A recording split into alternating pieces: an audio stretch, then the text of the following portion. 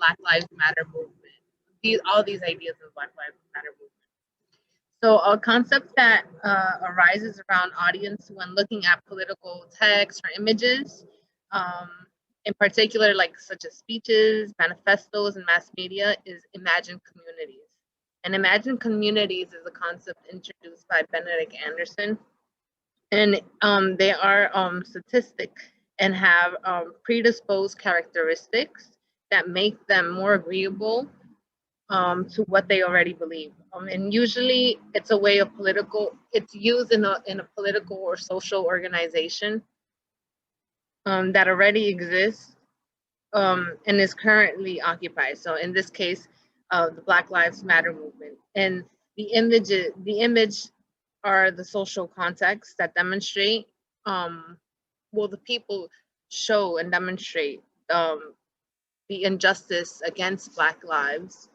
And through all these images, we see all the attempts to make all of us who are not Black understand the violence towards Black people, and the attempt to make all of us put ourselves in their shoes. Here in this video, it's called, the article, the title is called, the video title is called Anti-Racism Educator Jane Elliott. There's only one race, the human race. And Jane Elliott, she is an activist who has fought for Black lives for many, many years. She's the person who I constantly hear about all the time.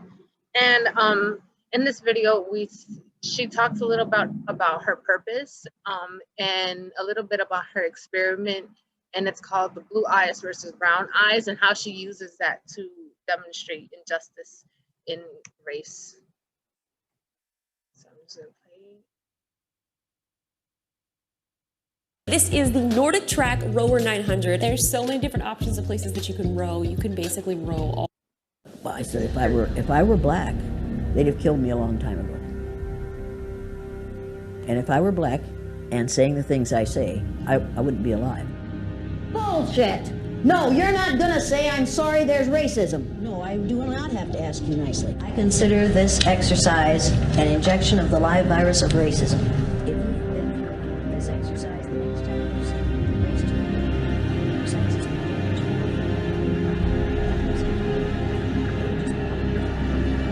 So as the video mentioned, she uses this to show how there can be superiority. I watched my students become what I told them they were. I watched little, wonderful, brown-eyed white people become vicious, ugly, nasty, discriminating, domineering people in the space of 15 minutes. They have this I watched brilliant little blue-eyed white Christian children become timid and frightened and angry and unable to learn in the space of 15 minutes. If you do that with a whole group of people for a lifetime, you change them psychologically. You convince those who are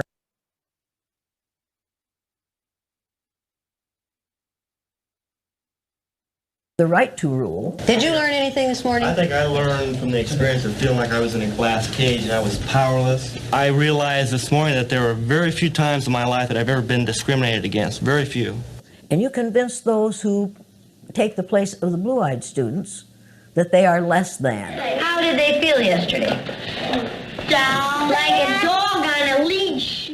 If you do that for a lifetime, what do you suppose that does to them? You find out that there are people of color who refuse to live down to our expectations of them. I am now watching, at the national level, that exercise that I did based on eye color being reenacted in the government of the United States of America. I've done this with people of all ages for the last 50 years. Now think about that. Next year it will be the 50th anniversary of the killing of Martin Luther King Jr. and the beginning of the blue-eyed, brown-eyed exercise. When are we going to learn? When are we going to put a stop to this? White people's #1 freedom in the United States of America is the freedom to be totally ignorant about those who are other than white. We live in the land of the free and the home of the brave. White people are the free, and people of color have to be brave. I want this situation to change. I want it to be such that no black person has to have courage to get up in the morning, any more than I, as a white person, have to have courage to get up in the morning. This is the most important book you or I or anybody else will ever read. I'm an educator. Every educator should refuse to perpetuate the myth of white superiority. There's only one race. It's the human race.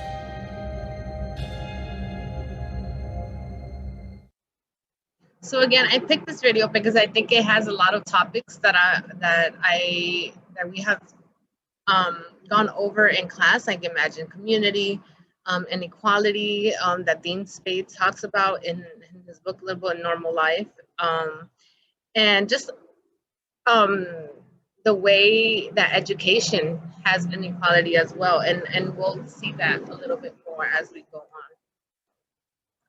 Okay, so moving on.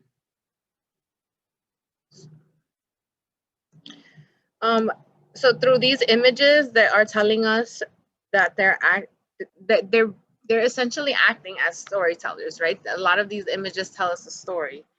As we can see here, in more current events, this is George Floyd, and he was, unfortunately, he passed away because of abuse from a cop. But this has actually created a turning point for Black Lives Matter. This is what helped Black Lives Matter rise, unfortunately. But yeah, they're demonstrating, these images are demonstrating their actions, their goals, personal stories, and we're tapping into Black consciousness and their hope for change that really needs to happen.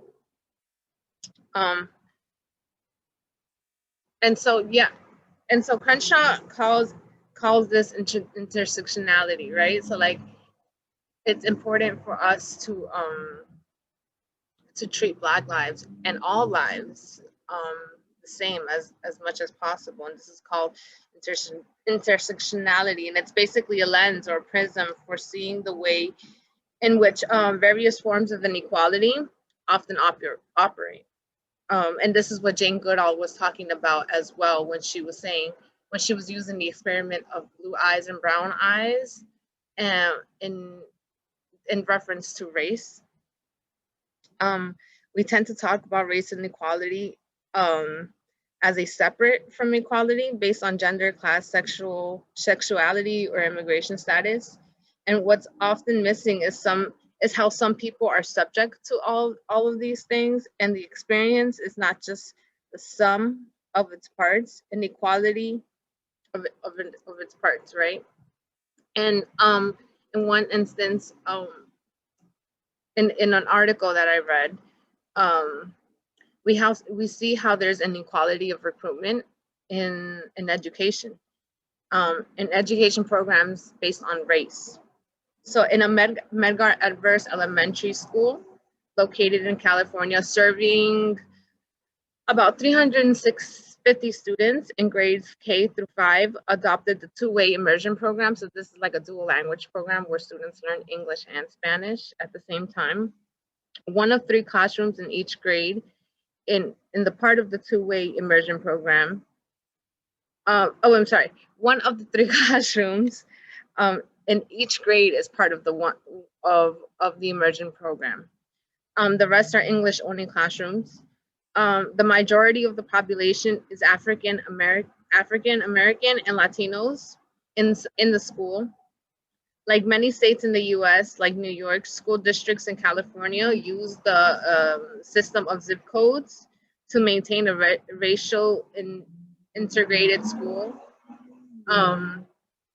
And Scanlon Parmler discovered a significant gap between white students and students of color within the two-way immersion program.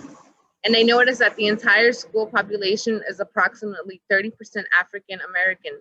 Yet on average, there's only 5% of African American students that are part of the dual immersion program, leaving the English only classroom filled with about 50% African American students. And as for Latino and whites, there are 38% Latinos and 25% whites in English only classrooms. So right away we can see how the inequality in distribution in schools are being showed against Black lives, right? And then similarly, through 6 interviews conducted by Tonda Lidgett in Texas, California, and Utah, she discovers how white dominance is displayed in English language learning classes. And she found that most of the teachers being interviewed avoided speaking about their white identities in the classroom. And this is kind of what Jane Elliott was speaking about as well, how we kind of, how the white population kind of masks sometimes like their white identity in order to, because it's very uncomfortable for them. And this this text actually talks about that a little bit too. So they speak on their white, they avoid speaking about their white identities in the classroom. And one teacher explained that working in low income areas made her aware of the privilege, but made her uncomfortable addressing it because she was aware of the negative connotations behind holding a white identity, but they do not believe that their white identities affect the way they teach ELL students in a classroom. And the writer refers to this as color blindness. And so again, the purpose was to have the purpose is to integrate all students. And again, this connects back to sorry, I'm a little nervous. This connects back to what Crenshaw was talking about, intersectionality. And part of that happening is by having the teachers use content that relates to their students. And so as I was reading this article, we came across like a story, a personal story that one of the white teachers shared with the interviewer. And she shared that that once she, I'm so sorry, I'm gonna check right here.